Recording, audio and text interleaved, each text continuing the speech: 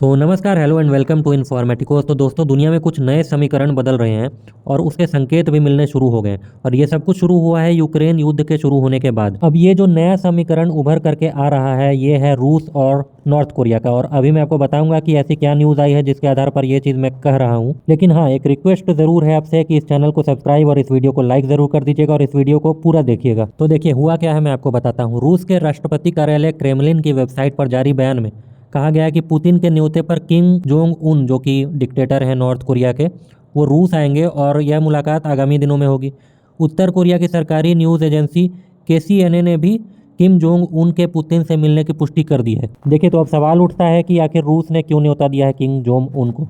तो इसका सबसे बड़ा कारण है, देखिए कुछ दिनों पहले कुछ रिपोर्ट आई थी कि रूस को हथियारों की कमी पड़ रही है। ऐसे में हो सकता है कि रूस ये चीज़ डिमांड करेगा नॉर्थ कोरिया से कि आप कुछ हथियार हमें सप्लाई करिए, बदले में हम आपको मॉडर्न टेक्नोलॉजी दे देंगे। अब सवाल उठता है कि रूस इतना बड़ा देश, आखिर उसको नॉर्थ कोरिया की क्या आवश्यकता पड़ गई, हथियार ऐसे कैसे कम पड़ गए। तो देखिए, रूस लगभग अब 1.5 साल होने जा रहे हैं युद्ध में बिजी है और जो छोटे हथियार, जो छोटे छोटे एम्यूनिशंस और सब म्यूनिशंस होते हैं, वो भारी मात्रा में खर्च हो रहे हैं। और ऐसे में मुझे ऐसा लग रहा है पर्सनली कि रूस एक मेजर अब इस युद्ध को ख़त्म करने की तैयारी में है। एटलीस्ट 2 साल होने से पहले इसको युद्ध को ख़त्म करने की कोशिश करेगा। ऐसे में रूस चाहेगा कि ज़्यादा से ज़्यादा एम्यूनिशंस स्टॉक पाइल हो जाए, एम्यूनिशंस की कमी के कारण युद्ध को स्लो ना करना पड़े। तो अब सवाल उठता है कि नॉर्थ कोरिया को क्या मिल जाएगा इन सब चीज़ों से। तो देखिए, नॉर्थ कोरिया को इतना कुछ दे सकता है रूस जिसकी आप कल्पना भी नहीं कर सकते हैं। नॉर्थ कोरिया को अगर खाने के लिए खाना चाहिए वो दे सकता है रूस, गैस दे सकता है, इवन न्यूक्लियर बॉम्ब की जो टेक्नोलॉजी है नॉर्थ कोरिया के पास उतनी ज़्यादा वैलिडेटेड नहीं है। रूस दुनिया के सबसे एडवांस्ड न्यूक्लियर बॉम्ब की भी टेक्नोलॉजी दे सकता है। इसके साथ ही साथ आप लोगों को अच्छे तरीके से पता है कि नॉर्थ कोरिया और रूस की सीमा मिलती है। तो ऐसे में रूस किसी तरह का नॉर्थ कोरिया को एक प्रोटेक्शन का एक एश्योरेंस भी दे सकता है कि फ्यूचर में अगर नेटो देश या फिर अमेरिका अगर हमला करते हैं तो रूस बचाव कर लेगा, जैसा कि सीरिया के केस में रूस ने किया था। देखिए, तो सवाल उठता है कि रूस पहले क्यों नहीं नॉर्थ कोरिया के साथ अलाइन करता था। आखिरकार दोनों देश पहले से ही एंटी अमेरिका थे।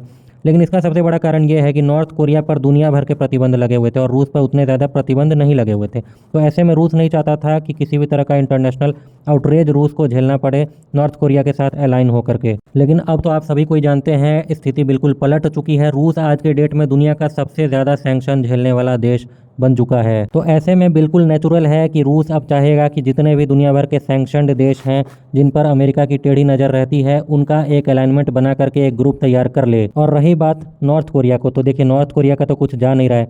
नॉर्थ कोरिया की कोई इंडस्ट्री वगैरह है नहीं जो इन्हें पूरी दुनिया में सामान भी बेचना हो, तो इन्हें किसी भी प्रकार के सैंक्शन का कोई डर ही नहीं है, क्योंकि बिल्कुल सोशलिस्ट या कम्युनिस्ट टाइप का देश है। हालांकि यहाँ की आइडियोलॉजी कुछ और है जिसका नाम मैं मिस कर रहा हूँ। तो यहाँ की जो भी कंपनीज़ हैं, जो भी इंडस्ट्रीज़ हैं, उनको सिर्फ और सिर्फ किम जोंग उन ओन करते हैं। उन्हें कैपिटलिज्म बिल्कुल भी नहीं पसंद है, जैसा कि अक्सर डिक्टेटरशिप्स में देखा जाता है कि उन्हें कैपिटलिज्म नहीं पसंद होता है, क्योंकि अक्सर वो सारा वेल्थ और सारा पावर अपने पास रखना चाहते हैं।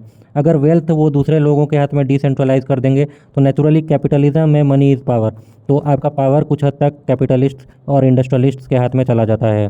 तो किसी भी तरह के दबाव में आने की कोई गुंजाइश ही नहीं है किम जोंग उन को। और अगर थोड़ी बहुत गुंजाइश होती भी दबाव में आने की, तो ऑलरेडी इतने ज़्यादा सैंक्शंस झेल चुका है नॉर्थ कोरिया, और अमेरिका का इमिनेंट हमला होने वाला था, उस हमले तक को नॉर्थ कोरिया रोकने में सक्षम रहा है। तो बेसिकली मैं ये कहना चाह रहा हूँ कि नॉर्थ कोरिया को खोने के लिए कुछ भी नहीं है, लेकिन पाने के लिए बहुत कुछ है। क्योंकि देखिए, एक जो अलाइनमेंट तैयार हो रहा है अमेरिका के विरुद्ध चीन और रूस का, उसके साथ अगर नॉर्थ कोरिया मिल जाता है तो नॉर्थ कोरिया की काफ़ी ज़्यादा मलाई कटने वाली है। तो इस मीटिंग पर बिल्कुल मैं नज़र बनाया हुआ हूँ। किम जोंग उन और पुतिन के बीच में अगर कोई डील होती है तो मैं तुरंत आपको अपडेट करूँगा।